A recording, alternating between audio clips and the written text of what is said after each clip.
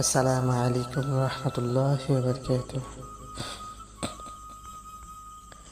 প্রথম রোজা একটা চলে গেল, হারিয়ে ফেললাম একটা রোজা, জীবন থেকে চলে গেল।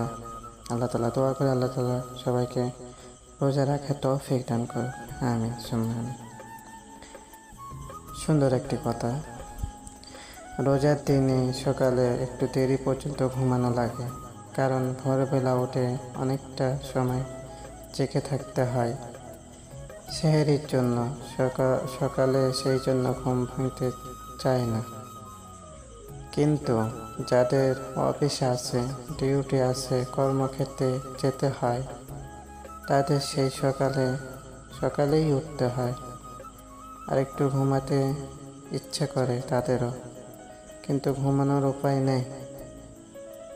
ঘুমের ঘাটতি থেকে যায়, ঘুম ঘুম চোখে উঠে রেডি হয়ে বের হতে হয়, কাজ করতে হয়। আল্লাহ এই মানুষগুলোকে শান্তি দিও, ধৈর্য দিক, সফলতা দিক, তাদের রোজা রাখা সহজ করে দিক, আমিন সুম্মা আমিন।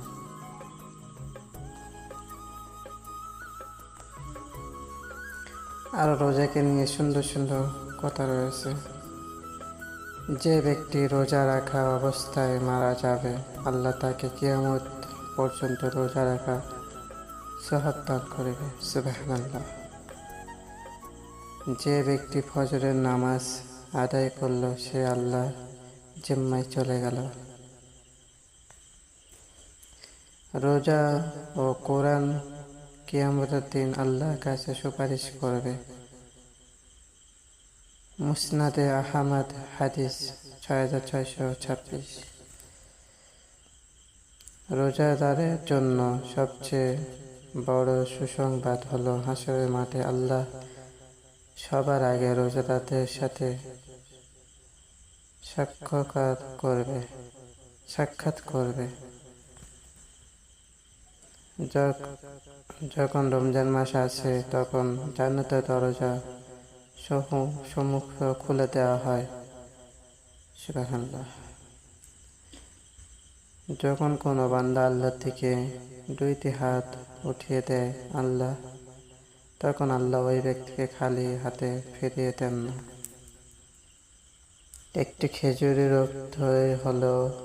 হলেও দান করা নিজেকে জাহান্নামের শাস্তি হতে হেফাজত করা। একটি খেজুরের অর্থ হলেও দান করা নিজেকে জাহান্নামের শাস্তি হতে হেফাজত করা। যদি ভালো হতে চাও, তাইলে সর্বপ্রথম মিথ্যা বলা ছেড়ে দাও। তুমি যখন রাস্তা দিয়ে যাও, তখন আল্লাহ নাম জিকির করো, কারণ হাসরের ময়দানে ওই রাস্তা তোমার জন্য আল্লাহর কাছে সাক্ষ্য দেবে।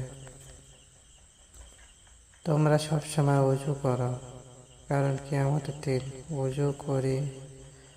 ওযু করার হাত পা উজ্জ্বল থাকিবে, সুবহানাল্লাহ।